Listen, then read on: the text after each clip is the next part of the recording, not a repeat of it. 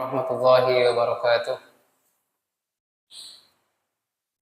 Alhamdulillah hamdan katsiran tayyiban mubarakan fihi kama yuhibbu rabbuna wa yardah.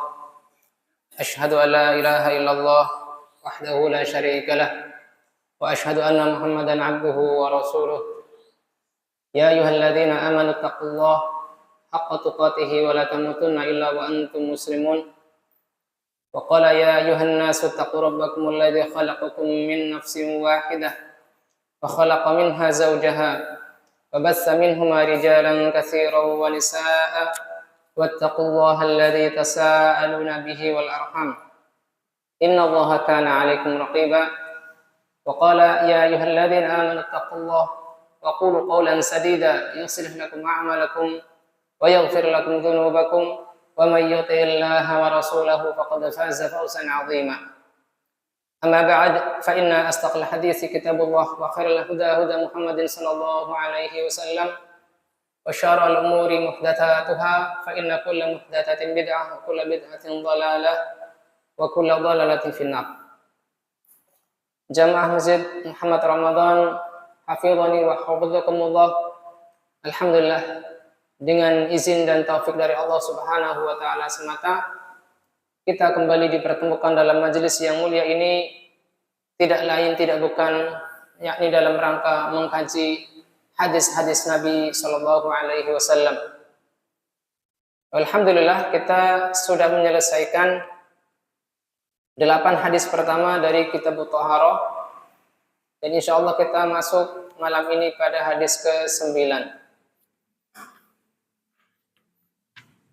Al-Imam Abdul Ghani rahimahullahu ta'ala berkata dalam hadis ke-9, An Aisyah radhiyallahu ta'ala anha qalat, dari Aisyah semoga Allah meridainya, beliau mengatakan, kana Rasulullah sallallahu alaihi wasallam yu'jibuhu tayammunu fi tana'ulihi wa tarajjulihi wa tuhurihi wa fi sya'ni kullih.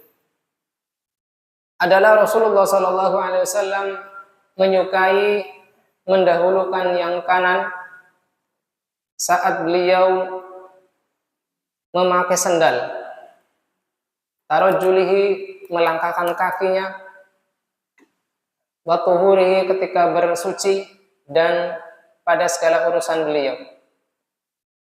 Hadis ini diriwayatkan oleh Al-Imam Bukhari nomor 168 dan Muslim pada nomor 268.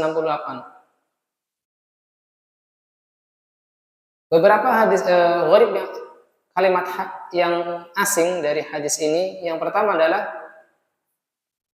lafadz yu'jibuhu tayammunu, ay yufaddilu taqdim al-ayman 'ala al-aysar. Yaitu Nabi sallallahu alaihi wasallam mengutamakan pendahuluan yang kanan daripada yang kiri. Berkata An-San'ani rahimahullah ta'ala, kullu fi'lin yuhibbuhu Allahu aw rasuluhu fa huwa yadullu ala masyru'iyyatihi. Setiap perbuatan yang dicintai Allah Subhanahu wa ta'ala dan Rasulnya, itu menunjukkan bahwasanya perbuatan tersebut disyariatkan. Li syarikati bainal ijabi wan nadabi, yang memungkinkan di dalamnya atau tergabung di dalamnya apakah perbuatan yang disyariatkan tersebut masuk pada kategori wajib atau sunnah. Kemudian yang kedua, fi tana'ulihi, maksudnya adalah lubsu na'lihi, ya, ketika beliau memakai sandal beliau. Tana'ul lubsu na'l, memakai sandal, ya, dimulhaqkan dalam hal ini, dikategorikan dalam hal ini juga termasuk memakai sepatu. Disukai untuk memakainya dengan didahulukan dengan kaki kiri, kaki kanan. Berbeda ketika melepaskannya. Yang ketiga, tarajjulihi ay tasrihu sya'ri ra'sihi. Tadi saya salah menerjemahkan. Tarajjuli itu bukan melangkahkan kaki, tetapi tarajul maknanya tasrihu sya'ri ra'sihi, yaitu ketika menyisir rambut, walihyatihi bil musht, dan ketika menyisir lihyah, menyisir jenggot dengan sisir. Tarajul bermakna tasrihu sya'r, menyisir rambut. Ya, kita utamakan bagian kanan dulu, kemudian baru bagian kiri dari kepala kita. Kemudian yang keempat, wa tuhurihi bi dhammit ta. Tuhur bukan tohur. Tuhur maknanya adalah at-tatahhur, bersih, dan terkandung di dalamnya adalah wudu, ghusl yaitu mandi, wa izalatun najazah, dan menghilangkan najis. Dan yang kelima, wa fi sya'ni kullihi ay minal asya'il mustaqabah, dari segala hal yang baik, kahadil amsilatil madhkurah, semisal contoh-contoh yang tadi disebutkan. Ya, tadi Nabi SAW yu'jibuhu tayammunu finna tana'ulihi, beliau menyukai mendahulukan yang kanan ketika memakai sandal ataupun sepatu, tarujulihi ketika menyisir, wa tuhurihi, dan bebersih beliau ketika berwudu, mendahulukan bagian anggota badan yang kanan dari yang kiri. Qala Syekh Taqiyuddin, Syekh Taqiyuddin mengatakan wa fi sya'ni kullihi ay amun mahsus, maknanya adalah umum tetapi bermakna khusus. Bimisri dukhulul khala, semisal ketika masuk kepada kamar mandi. Ini pengecualian dari mendahulukan kaki kanan, karena masuk ke kamar mandi itu dengan mendahulukan kaki kiri. Wal khuruju minal masjid, dan keluar dari masjid itu juga dikecualikan. Keluar dari keumuman tadi, wa fi sya'ni kullihi, dan pada setiap hal yang dikerjakan oleh Nabi SAW, beliau menyukai mendahulukan yang kanan, tetapi dikecualikan hal-hal yang disebutkan oleh Syekh Taqiyuddin di sini, yaitu masuk kamar mandi, keluar dari masjid, wa nahwihima mimma yabda'u fihi bil yasar, dan segala hal yang dimulai dengan mendahulukan yang kiri, dikecualikan dari keumuman wa fi sya'ni kullihi. Makna umum dari hadis ini, kata Syekh Abdullah bin Abdurrahman Al-Basam rahimahullah ta'ala, min fadli ummahatil mu'minina radhiyallahu anhunna, termasuk dari keutamaan para ibunda kaum mukminin, semoga Allah meridhai mereka, la siyamal hafidhatul alimatul siddiqah, terutama al-hafidhah Aisyah radhiyallahu ta'ala anha, yang beliau notabene seorang penghafal, al-alimah yang alim, as-siddiqah yang sangat jujur, binti Siddiq, anak dari Abu Bakar As-Siddiq. Annahunna rawaina lil ummati, bahwasanya mereka meriwayatkan untuk umat Islam, min af'alin Nabi sallallahu alaihi wasallam, dari perbuatan-perbuatan Nabi sallallahu alaihi wasallam, la siyamal af'alul manziliyah, terutama perbuatan-perbuatan beliau sallallahu alaihi wasallam yang dikerjakan di dalam rumah, allati la yattali'u 'alaiha ghairu ahli baitihi, yang tidak diketahui atas perbuatan-perbuatan tersebut selain dari anggota keluarga Nabi sallallahu alaihi wasallam. Rawaina ilman katsira, yang mana para umatul mukminin ini meriwayatkan dari Nabi sallallahu alaihi wasallam dari perbuatan-perbuatan beliau ilmu yang banyak. Fahuna Aisyah tukhbiruna, di sini Ummul Mukminin Aisyah radhiyallahu anha menghabarkan kepada kita, memberitahukan kepada kita an adatin Nabi sallallahu alaihi wasallam, tentang kebiasaan Nabi sallallahu alaihi wasallam, al muhabbabati ilaihi, yang beliau sukai, wa hiya taqdimul aimani fi lubsi na'lihi, yang mana beliau mendahulukan bagian yang kanan ketika memakai sandal, wa mushtu sya'rihi, dan ketika beliau menyisir rambut beliau, wa tasrihihi, dan merapikannya, wa tatahhurihi minal ahdas, dan ketika beliau bebersih dari hadas, baik hadas kecil berupa wudu maupun hadas besar berupa mandi. Wa kadzalika tatahhuru minal najasa, dan begitu pula ketika beliau bebersih dari najis, kecuali apa yang tadi disebutkan oleh Syekh Taqiyuddin, yaitu ketika masuk ke kamar mandi atau keluar dari masjid dan hal-hal lain. Wa fi jami'i umurihi, dan setiap hal dari perkara-perkara yang dikerjakan oleh Nabi Shallallahu Alaihi Wasallam. Allati min naw'in ma dzakara, kalau bisil qamis wasarawil, yang termasuk dari jenis yang disebutkan oleh Ummul Mukminin Aisyah radhiyallahu ta'ala, semisal memakai kamis, memakai kemeja, wasarawil, memakai celana, wan naumi, beliau lebih menyukai merebahkan badan beliau dari rusuk yang kanan, wal aqli, makan, wasyurb, minum, wa nahwi dzalik, dan selain hal tersebut. Kullu hadza min babit tafa'ulil hasan, ini semua termasuk perkara optimistis dalam perkara yang baik. Wa tashriful yamin, dan memuliakan bagian yang kanan, alal yasar, daripada bagian yang kiri. Wa amal asya'ul mustaqdzarah, adapun hal-hal yang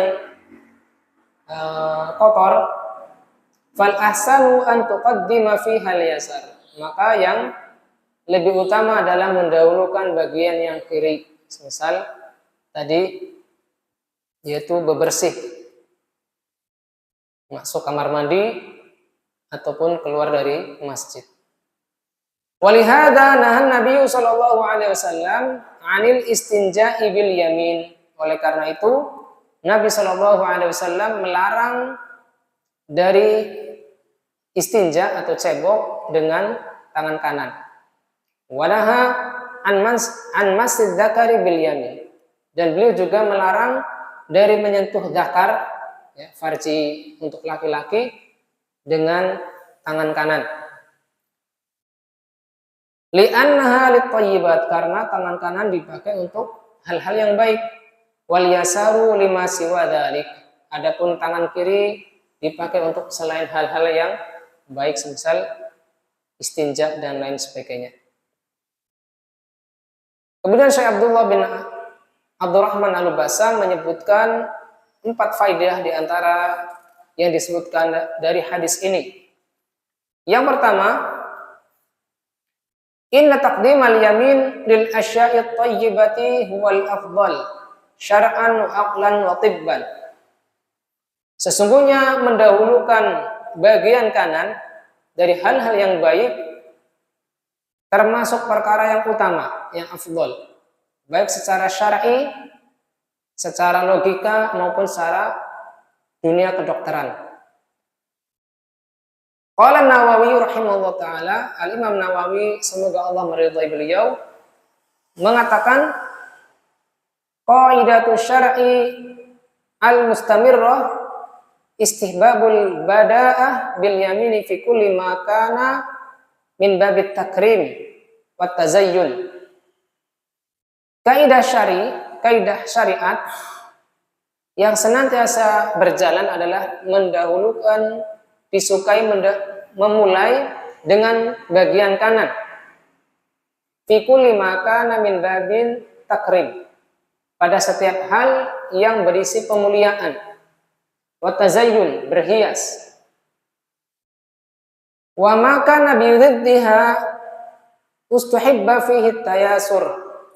Adapun hal yang berkebalikan dengan bab takrim, ya semisal bebersih tadi, maka disukai menggunakan bagian kiri ataupun mendahulukan bagian yang kiri. Yang kedua, inna ja'lal yasari lil asya'il mustaqdara huwal alyaqu syar'an wa aqlan. Sesungguhnya menjadikan bagian yang kiri untuk hal-hal yang kotor atau menjijikan adalah lebih layak secara syar'i maupun secara akal atau secara logika.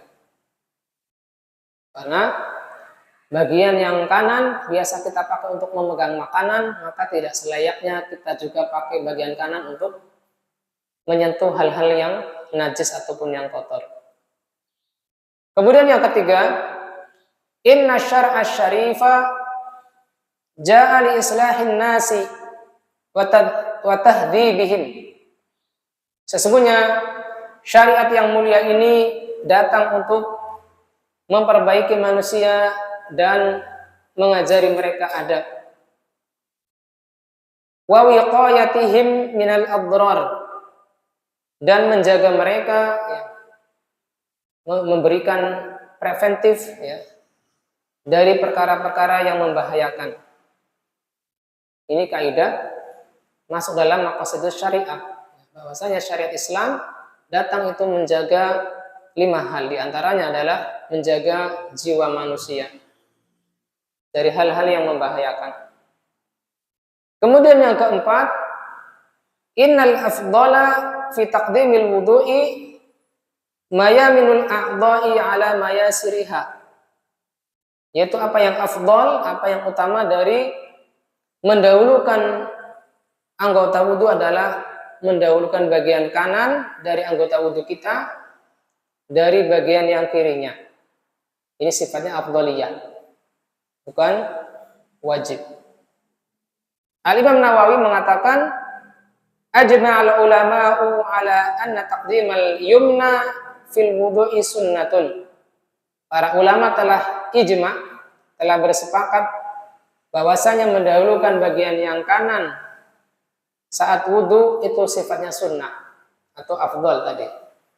Apabila ada orang yang mendahulukan bagian kiri ketika wudu, maka tidak batal wudunya, tetap sah. Hanya saja dia meninggalkan perkara yang afdal. Man khalafahuma fatahul fadlu. Maka siapa yang melakukan hal yang berbeda, ya, dari mendahulukan bagian kanan dari yang kiri, maka dia hanya terluput dari yang utama, tidak sampai batal wudunya. Wa tamma wudu'uhu, dan sah wudunya. Qala fil Mughni, saya rasa di sini adalah Imam Ibnu Qudamah, pengarang kitab Al-Mughni, la yu'lamu fi 'adamil wujubi khilafun. Tidak diketahui ketiadaan kewajiban mendahulukan bagian kanan dari yang kiri, perbedaan pendapat pun. Jadi seluruh ulama yang diketahui oleh penulis kitab Al-Mughni, bahwasanya mereka semua bersepakat bahwasanya mendahulukan bagian kanan dari yang kiri itu tidak wajib. Adamul wujud. Kemudian kita masuk pada hadis ke 10. Al-Imam Abdul Ghani rahimahullah ta'ala mengatakan An-Nu'aim Al-Mujmir an Abi Hurairah radhiyallahu anhu anin Nabi sallallahu alaihi wasallam annahu qala, dari Nu'aim Al-Mujmir, beliau adalah Abu Abdullah Al-Madani. Nu'aim Al-Mujmir ini perlu kita ketahui karena nanti akan sumber dari perselisihan ulama adalah dari riwayat Nu'aim al-Mujmir ini. Sehingga Al-Imam Abdul Ghani al-Maqdisi mungkin perlu menyebutkan nama perawi murid dari Abu Hurairah ini. Beliau adalah Abu Abdullah al-Madani, Maula Ali Umar. Beliau adalah maula keluarga Umar bin Khattab radhiyallahu anhu. Qala Ibnu Ma'in wa Abu Hatim Ar-Razi wa Nasa'i wa ghairuhum anna Nu'aim al-Mujmir siqah. Berkata Yahya bin Ma'in, Abu Hatim Ar-Razi, Imam Nasa'i, salah satu dari pemilik kitab Sunan yang 4, dan selain mereka bertiga menyatakan bahwasanya Nu'aim al-Mujmir adalah perawi siqah. Wa qala Ad-Duri mengatakan Nu'aim al-Mujmir jalasa Abu Hurairah radhiyallahu an. Nu'aim al-Mujmir beliau belajar kepada Abu Hurairah radhiyallahu anhu 20 sanatan, selama 20 tahun. Au qariban min 20 sanah, ataupun dekat dari waktu 20 tahun. Ini menunjukkan lamanya Nu'aim al-Mujmir ini bermujalasah atau bermulazamah kepada Abu Hurairah radhiyallahu anhu. Dari Abu Hurairah radhiyallahu anhu, dari Nabi sallallahu alaihi wasallam bahwasanya beliau bersabda, "Inna ummati yud'auna yaumal qiyamati." Sesungguhnya umatku, umat di sini mungkin maksudnya ada umat ijabah. Karena umat itu terbagi menjadi dua, ada umat dakwah, ada umat ijabah. Kalau umat dakwah adalah seluruh umat manusia setelah diutusnya Rasulullah SAW yang tidak menerima dakwahnya Nabi SAW, itu disebut umat dakwah.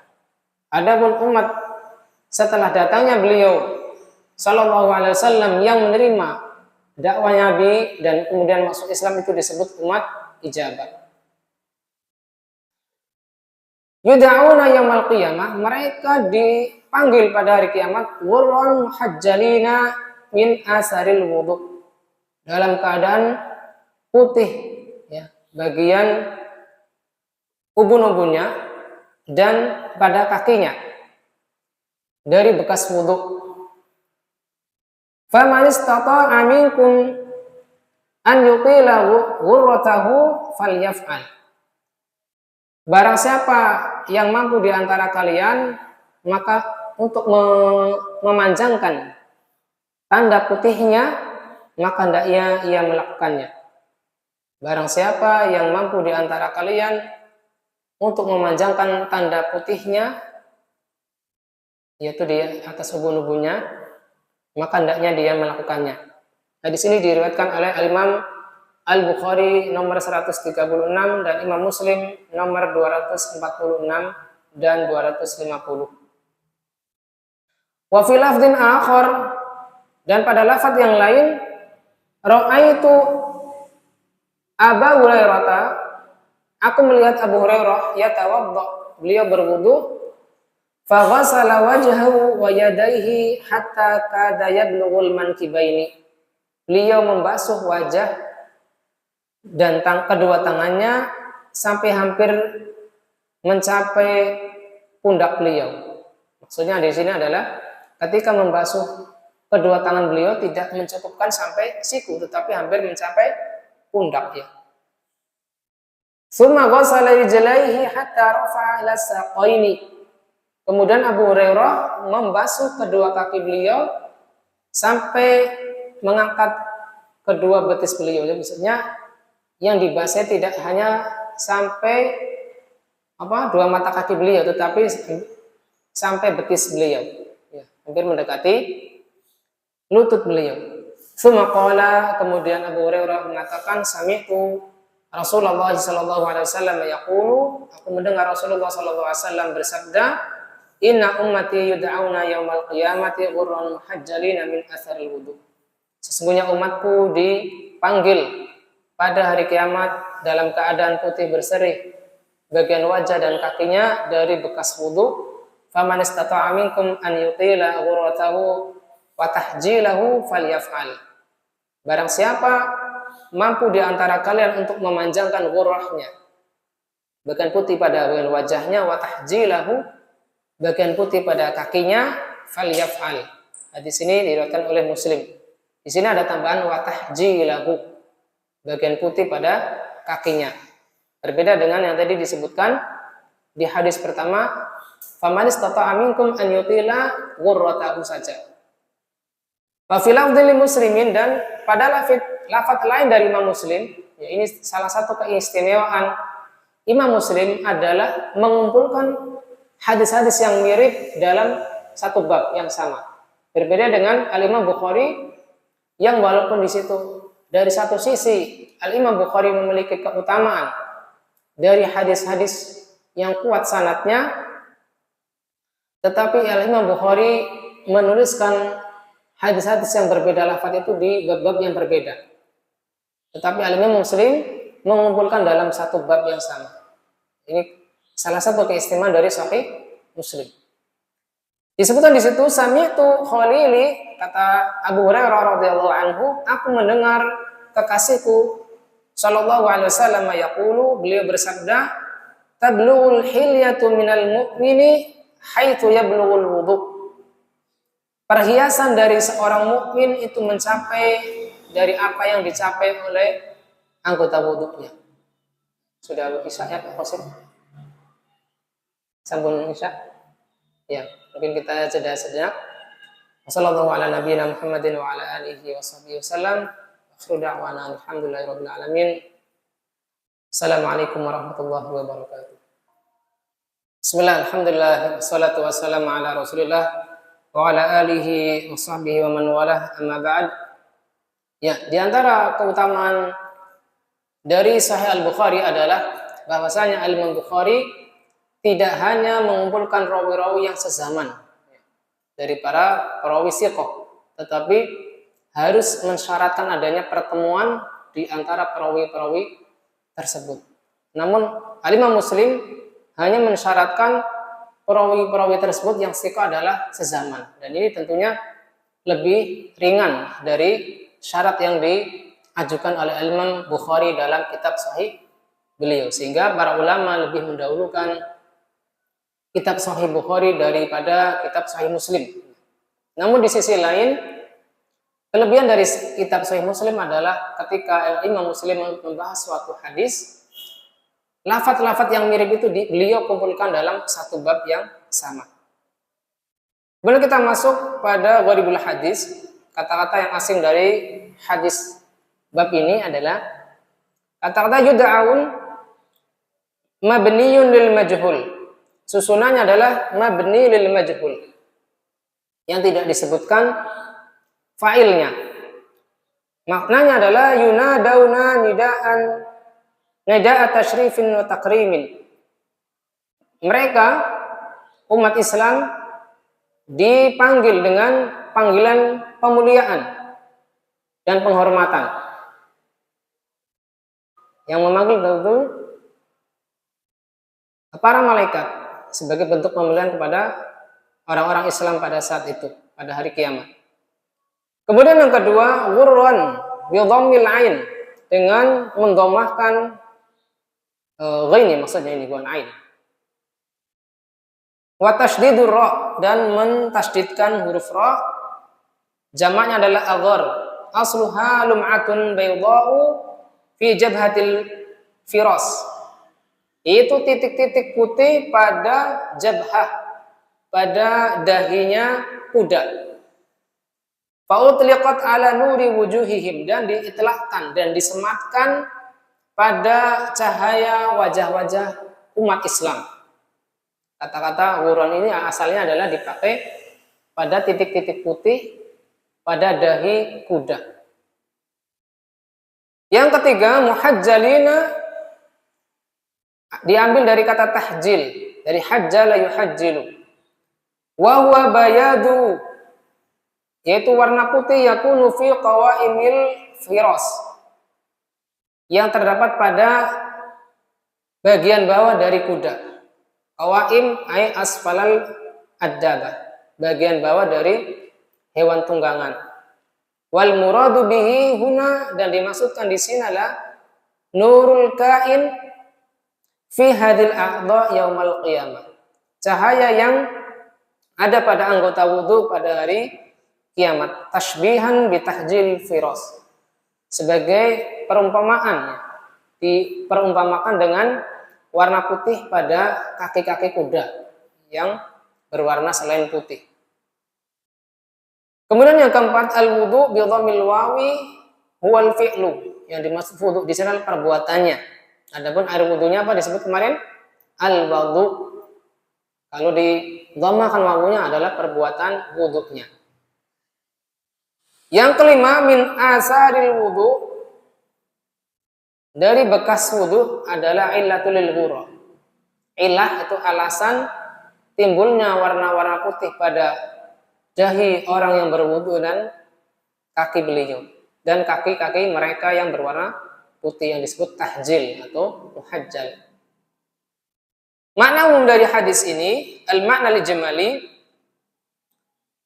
yubashirun nabiyyu sallallahu alaihi wasallam ummatahu, Nabi sallallahu alaihi wasallam memberikan kabar gembira kepada umat beliau, bi anna Allah subhanahu wa ta'ala, bahwasanya Allah subhanahu wa ta'ala yakhussuhum bi alamati fadlin wa syarafin, mengkhususkan mereka umatnya Nabi sallallahu alaihi wasallam dengan tanda keutamaan dan kemuliaan, dengan tanda keutamaan dan kemuliaan yaumal qiyamah, pada hari kiamat, min bainil umam, di antara umat-umat Islam dari sebelum diutusnya Nabi Muhammad sallallahu alaihi wasallam, ya, umat Islam, umatnya Nabi Musa mungkin, dan Nabi Isa dan seterusnya. Haitsu yunadauna, di mana mereka dipanggil, fayatuna ala ru'usil khalaiq, dan mereka datang di hadapan para makhluk, di hadapan para manusia, tatala'la'u wujuhuhum, yang wajah mereka itu berkilauan, wajah mereka cerah berkilauan. Tatala'la'u maknanya berkilauan. Apakah wajahnya hanya wajah mereka? Tidak, ternyata wa aydihim wa arjuluhum bin nur, yang berkilauan juga wajah, tangan dan kaki mereka.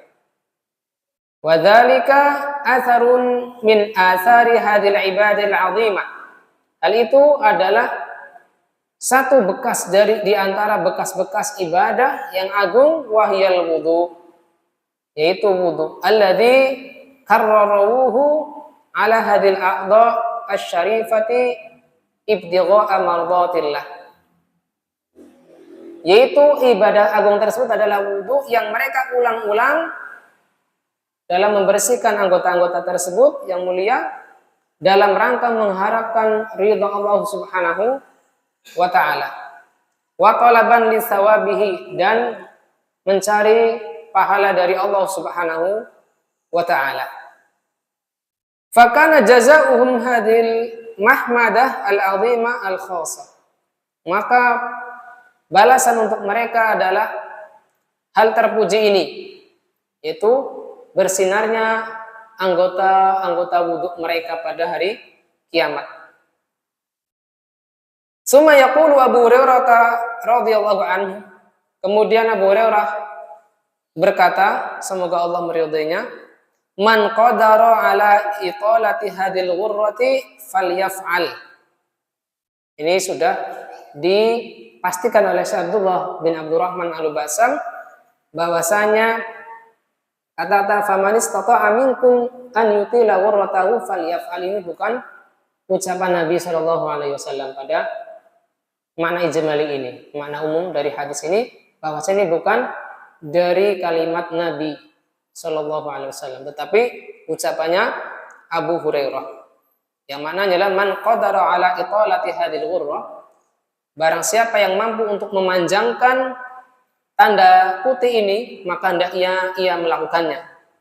Li'annahu kullama, Qala makanul ghusli minal wudu'i qalat ghurratu wa tahjil.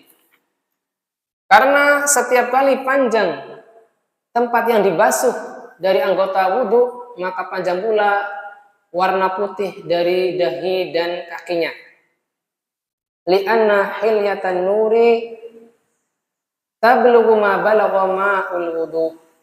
Karena hiasan dari cahaya itu akan mencapai apa yang dicapai dari anggota dari air wudu yang mencapai anggota wudu kita. Kemudian kita masuk pada al-khilafu fi italatil ghurrah.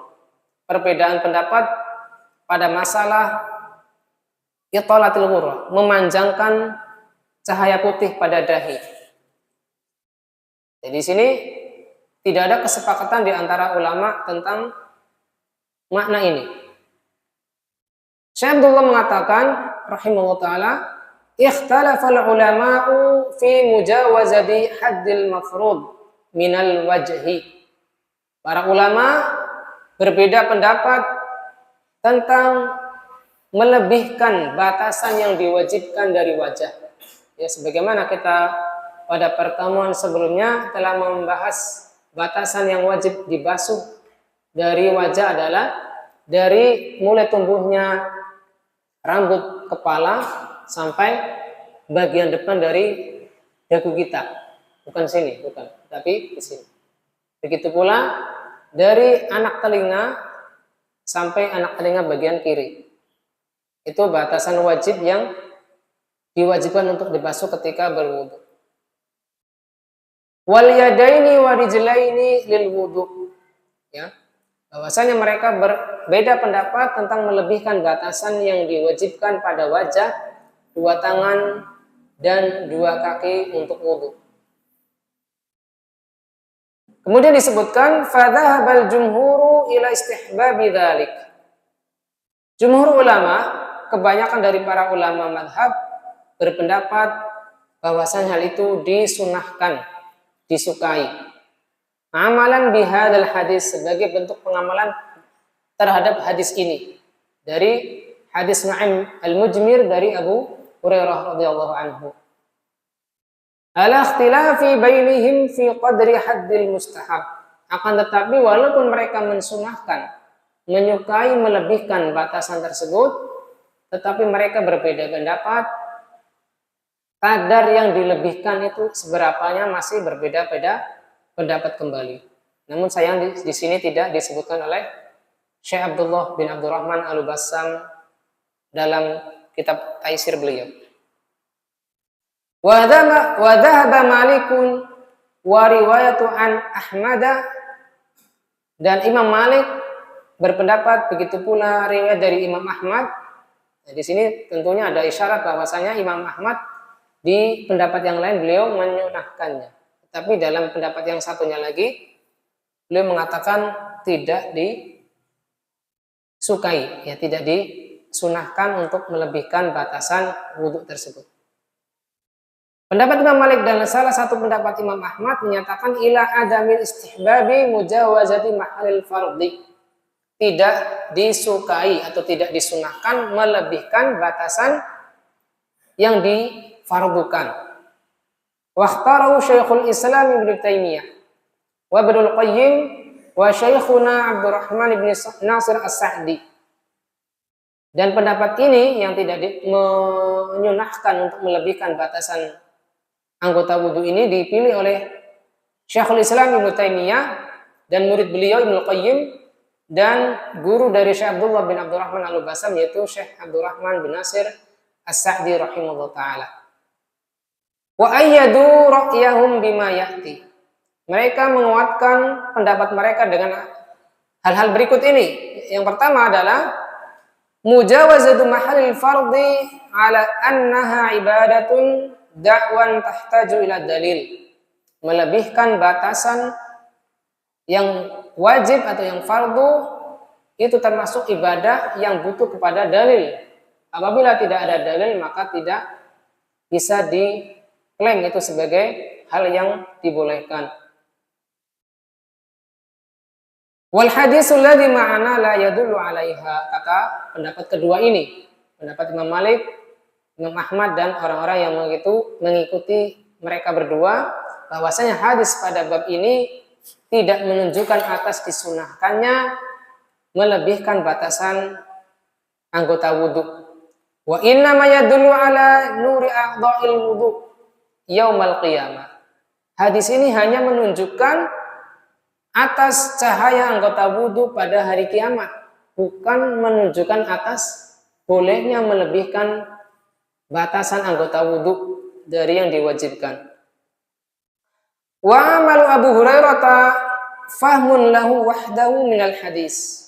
Dan amalan Abu Hurairah yang beliau membasuh kedua tangan hingga hampir mencapai pundak, itu hanyalah pemahaman beliau terhadap hadis tersebut. Yaitu apa tadi? Inna ummati yud'auna yaumal qiyamati ghurran muhajjalin min asaril wudu. Sampai situ saja. Hadis nabinya.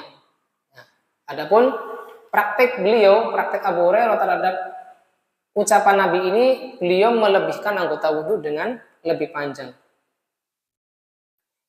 Wala yusaru ila fahmihi ma'al mu'aradatir rajih. Dan amalan Abu Hurairah ini tidak menjadi pemahaman beliau terhadap hadis tersebut yang mana hal ini bertentangan dengan apa yang rajih menurut pendapat kedua ini. Amma qauluhu, adapun ucapan beliau, faman istata'a minkum an yutila ghurratahu falyaf'al, farajahu annaha mudrajatun min kalami Abu Hurairah. Maka Syekhul Islam Ibnu Taimiyah, Ibnu Qayyim, kemudian Syekh Abdurrahman bin Nasir As-Sa'di dan ulama yang mengikuti pendapat kedua ini merajihkan, menguatkan bahwasanya ini adalah mudraj, yaitu kalimat yang dimasukkan ke dalam hadis, bukan kalimat Nabi Shallallahu Alaihi Wasallam. Itu namanya mudraj dalam istilah mustalah hadis. Alasan kedua, lau salimna bihadza laqtadha an natajawaz al-wajha ila sya'rir ra's. Seandainya kita terima, maka akan berkonsekuensi bahwasanya kita akan melebihkan wajah sampai ke rambut kepala. Wa huwa la yusamma ghurrah. Ya, adapun cahaya putih ya yang disebutkan dalam hadis tersebut harusnya adalah mencapai rambut kepala kita, karena dalam itu kita mengusap kepala kita ya. Tetapi itu bukan masuknya dari istilah ghurrah, tanda putih, bintik putih dalam pada kuda. Karena yang dimaksud dengan ghurrah pada kuda hanya bagian ubun-ubunnya saja, bagian sini. Adapun kita mengusap kepala sampai belakang. Kalau itu dimasukkan dalam hadis ini, tentunya yang putih bukan hanya wajah saja, tetapi seluruh kepala kita. Nah, ini tentu saling kontradiktif antara makna ghurrah dalam hadis ini dengan praktek amaliyah kita berwudu, yaitu tidak hanya wajah yang kita basuh, tetapi juga kepala kita, rambut kepala kita usap. Nah, ini alasan kedua. Kemudian yang ketiga, lam yunqal an ahadin minas sahabati annahu fahima hadzal fahm. Tidak dinukil dari salah seorang sahabat pun bahwasanya mereka memahami dengan pemahaman ini. Wa tajaza bi wudu'ihi mahalal fardhi. Ya, tidak ada satupun sahabat selain Abu Hurairah yang berwudu dengan melebihkan batasan anggota wudu mereka. Bal nuqila an Abi Hurairah annahu kana yastatiru khasyatan min istighrabin nasi li fi'lihi. Bahkan dinukil masih dari Abu Hurairah radhiyallahu anhu bahwasanya beliau bersembunyi ketika berwudu ketika melakukan ini. Khawatir manusia akan menganggapnya aneh. Manusia akan menganggapnya aneh dengan tafsir beliau terhadap hadis tersebut. Sehingga apabila beliau berwudu dengan melebihkan basuhan tangan sampai mendekati ketiak misalnya, beliau bersembunyi dari pandangan manusia. Ini menurut riwayat Abu Hasim, bukan riwayat Nu'aim al-Mujmir.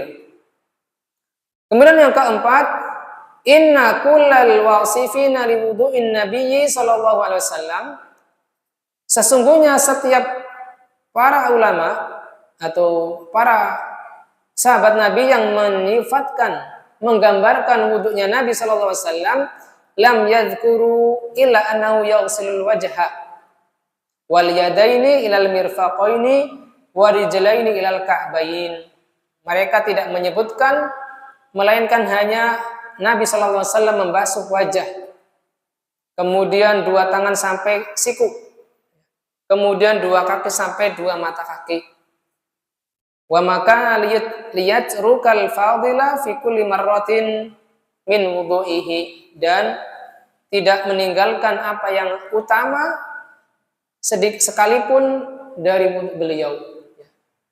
Kalau toh ini adalah tafsir yang benar dari Abu Hurairah, tentunya juga diriwayatkan dari para sahabat yang lain. Wa qala fil fathi, wallahu ta'ala, ini maksudnya mungkin Fathul Bari, itu Ibnu Hajar al-Asqalani, lam ara hadhil jumlata fi riwayati ahadin mimman rawa hadzal haditsa minas sahabati wa hum 'asharatun. Aku tidak melihat kalimat dalam riwayat salah seorang pun mimman rawa hadzal hadis, yang meriwayatkan hadis ini dari para sahabat, padahal jumlah mereka adalah 10 yang meriwayatkan sifat wudhu Nabi Shallallahu Alaihi Wasallam, tetapi tidak menggambarkan wudhunya Nabi sebagaimana yang digambarkan oleh sahabat Abu Hurairah radhiyallahu anhu. Wala mimman rawahu an Abi Hurairah ghayra riwayatin Nu'aim hadhihi, dan tidak pula yang diriwayatkan oleh sahabat Abu Hurairah selain dari riwayat Nu'aim al-Mujmir ini.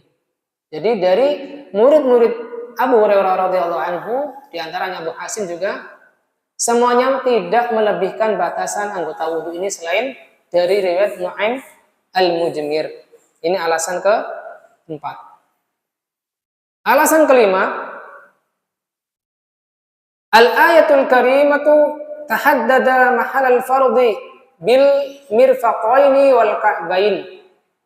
Ayat yang mulia, maksudnya adalah surat Al-Maidah ayat 6, faghsilu wujuhakum wa aydiyakum ilal marafiqi wamsahu bi ru'usikum wa arjulakum ilal ka'bain, membatasi tempat yang difardukan dengan dua siku dan dua mata kaki. Wahiyya min awakhiril Qur'ani nuzulan. Sedangkan surat Al-Maidah ayat 6 tersebut termasuk dari awakhiril Qur'an, yaitu ayat-ayat yang terakhir diturunkan sebelum wafatnya Nabi sallallahu alaihi wasallam. Wa ilaika nasu kalamil Ibnu Qayyim fi kitabih Hadil Arwah. Dan ada untuk kita teks kalam, ya, ucapan dari Ibnu Qayyim dalam kitab beliau Hadil Arwah. Beliau mengatakan akhraja fi sahihaini, kedua sahih yaitu Al-Bukhari dan Muslim meriwayatkan atau mengeluarkan dalam dua sahih beliau, dan siaknya adalah milik Muslim, an Abi Hazim qala, dari Abi Hazim dia mengatakan kuntu khalfa Abi Hurairah wa huwa yatawadda lis-shalah. Dahulu aku di belakang Abu Hurairah, yaitu saat itu beliau wudu untuk salat. Fakana yamuddu yadahu hatta yablugha ibtahu. Beliau memanjangkan atau membentangkan tangannya ketika membasuh tangan sampai mencapai ketiak beliau. Faqultu ya Abu Hurairah. Maka Abu Hasim bertanya kepada Abu Hurairah, wahai Abu Hurairah, ma hadzal wudu? Apakah jenis wudu ini? Maka beliau menjawab, ya Bani Farruh. Wahai anak-anaknya Farruh. Maksud Bani Farruh adalah disebutkan dalam catatan kaki Al-Hasyah. Al-Laits mengatakan, balaghna anna Farruh kana min walad Ibrahim alaihi salam ba'da Ishaq wa Ismail. Farruh adalah termasuk anak Nabi Ibrahim alaihissalam selain Ishak dan Ismail. Fakathura nasluhu wa nama adaduhu. Ya, anak keturunan Farukh ini menjadi banyak dan tumbuh jumlah mereka. Fawaladal ajamu alladhi fi wasatil bilad. Dan anaknya Farukh ini, anak keturunan Farukh ini berkembang biak sehingga banyak orang ajam yang tidak bisa berbahasa Arab pada berbagai negara. Hakadha hakahul Azhari. Inilah yang dihikayatkan atau diceritakan oleh Al-Azhari bahwasanya Farukh itu adalah salah satu dari anak keturunan Nabi Ibrahim alaihi salam. Kata Abu Hurairah, "Ya Bani Farukh, antum hahuna." Kalian ada di sini, ya. Yang dimaksud adalah Abu Hazim, yang mana beliau adalah salah satu keturunan nasab dari dari Ibrahim alaihissalam. Lau alimtu annakum hahuna ma tawadda'tu hadal wudu. Seandainya aku tahu bahwasanya kalian ada di sini, maka aku tidak berwudu dengan jenis wudu ini.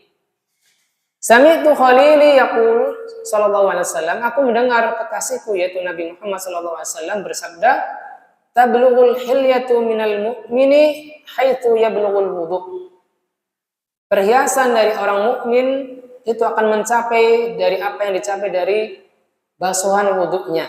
Ini sebagaimana hadis dalam lafaz ketiga dari apa yang disebutkan oleh Syekh Abdul Ghani Al-Maqdisi rahimahullah taala dalam hadis ke-10 ini. Ini juga termasuk tafsiran Abu Hurairah radhiyallahu anhu. Wa qad ihtajja bihadza man yara istihbaba ghusl al-'adub wa italatahu wa tatwil at-tahjil. Dan telah berhujjah orang yang berpendapat bahwasanya memanjangkan anggota wudu ini dimustahabkan, yaitu disunahkan dengan membasuh adud, yaitu lengan di atas, ya, adud namanya, dan memanjangkannya sampai ketiak. Watatwil tahjil, dan memanjangkan bagian kaki sampai mencapai betis. Wa mimman istahabbah ba'dul Hanafiyah wa Syafi'iyah wal Hanabilah. Dan orang-orang yang menyukai ini, yang menyunahkan melebihkan batasan anggota wudu ini adalah sebagian Hanafiyah, pengikut Imam Abu Hanifah, kemudian Syafi'iyah dan Hanabilah.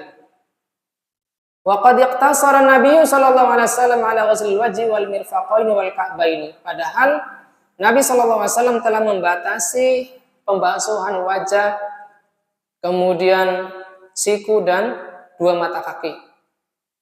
Sehingga hal ini bertentangan dengan zahir hadis Nabi sallallahu alaihi wasallam. Tsumma qala faman zada ala hadza faqad asa wa zalum. Barang siapa yang melebihkan ini, maka dia telah berbuat buruk dan berbuat zalim. Kata Nabi sallallahu alaihi wasallam, fa hadza yaruddu qaulahum. Sehingga kata-kata Nabi faman zada ala hadza faqad asa wa zalum ini membantah ucapan mereka atau membantah pendapat mereka yang bolehnya disukai memanjangkan anggota wudhu sampai ketiak ataupun dari mata kaki sampai lutut. Walidha fa inna sahiha annahu la yustahab. Oleh karena itu maka yang kuat adalah tidak disunahkan. Wa huwa qaulu ahli Madinah, dan ini adalah pendapatnya penduduk Madinah, pengikut Imam Malik. Wa warada fihi an Ahmada riwayatan, dan terdapat di dalamnya riwayat dari Imam Ahmad, pendapat dari Imam Ahmad, dua riwayat, pendapat yang menyunahkan dan pendapat yang tidak menyunahkan. Wal hadisu la yadullu 'alal italah, dan hadis pada bab ini, itu maksudnya pada hadis ke-10 ini tidak menunjukkan atas bolehnya memanjangkan anggota wudu. Fa innal hilyata innama takunu zinatan fis sa'id.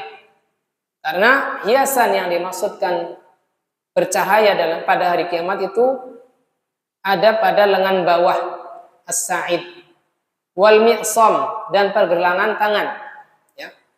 La fil 'adud wal katif, bukan pada pergelangan tangan atas ataupun bahu katif, ya. Wa amma qauluhu faman istata'a minkum an yutila ghurratahu falyaf'al. Adapun ucapan faman istata'a di sini sampai akhir adalah fahadhi ziyadah mudarajatun fil hadis min kalami Abu Hurairah radhiyallahu anhu. Ini adalah tambahan yang dimaksudkan, yang mungkin semacam catatan kaki ya kalau kita, tetapi digabungkan dengan teks aslinya yang dikomentari itu. La min kalamin Nabi sallallahu alaihi wasallam, bukan dari ucapan Nabi sallallahu alaihi wasallam. Ini berdasarkan para ulama yang peneliti ilmu hadis. Bajana dzalika ghairu wahidin minal huffaz. Hal ini dijelaskan tidak hanya oleh satu orang dari para penghafal hadis. Wa fi musnadil Imam Ahmad, dan dalam musnad Imam Ahmad disebutkan dari hadis ini, qama Nu'aim, yaitu Nu'aim al-Mujmir mengatakan, fala adri qaulahu man istata'a minkum an yutila ghurratahu falyaf'al min kalamin Nabi sallallahu alaihi wasallam aw syai'un qalahu Abu Hurairah min 'indihi. Ini Nu'aim sendiri menyatakan apa?